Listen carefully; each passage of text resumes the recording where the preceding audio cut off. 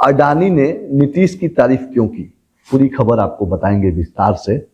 मैं हूं भास्कर, आप देख रहे हैं बिहार न्यूज 24। बीते दिनों पटना में ग्लोबल इन्वेस्टर्स समिट था। उस समिट में अडानी इंटरप्राइजेज के निदेशक प्रणव अडानी ने नीतीश की खूब तारीफ की। उन्होंने यह कहा कि बिहार के सीएम नीतीश कुमार देश को रास्ता दिखा रहे हैं। प्रणव अडानी यही नहीं रुकते हैं। प्रणव अडानी नीतीश कुमार को विकास पुरुष बताते हैं और प्रणव अडानी यह बताते हैं कि नीतीश का विजन बहुत बड़ा है।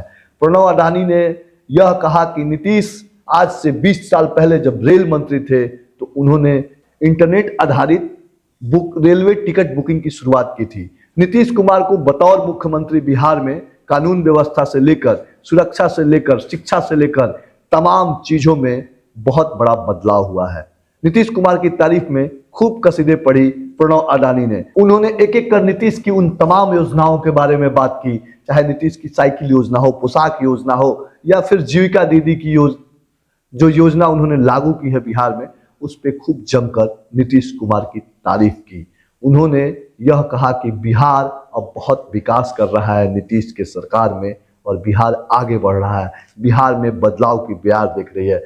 प्रणव अडानी ने बिहार में 8700 करोड़ रुपए के इन्वेस्टमेंट की घोषणा की। अब इस बात को लेकर जदयू और राजद खूब अपनी पीठ थपथपा रहे हैं और नीतीश कुमार की तारीफ में कसीदगी कर रहे हैं। अब देखना ये होगा कि ये तमाम जो इन्वेस्टर समिट में जो कंपनियां आई थी वो बिहार में कितना रोजगार दे रही है और कितना रोजगार सृजन करने वाली है। लेकिन इतना तो तय है कि बिहार में इन्वेस्टर समिट को लेकर नीतीश कुमार एक बार खूब चर्चा में है।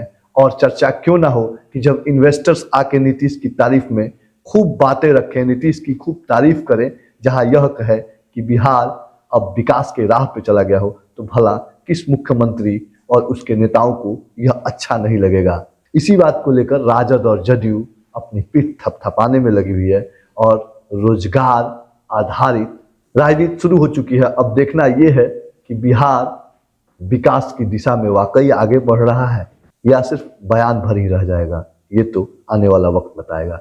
लेकिन इतना तय है कि बिहार में अब रोजगार की नींव पड़ चुकी है।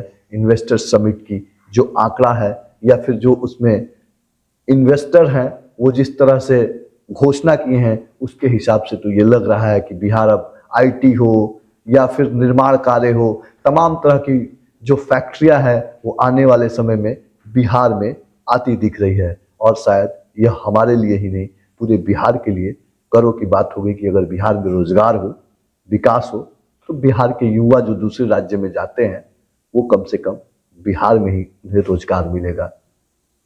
और इस कार्य के लिए नीतीश की पीठ तो थपथपानी ही चाहिए, इसमें कहीं दो राय नहीं है। आप अपना सुझाव कमेंट बॉक्स में जरूर दीजिएगा।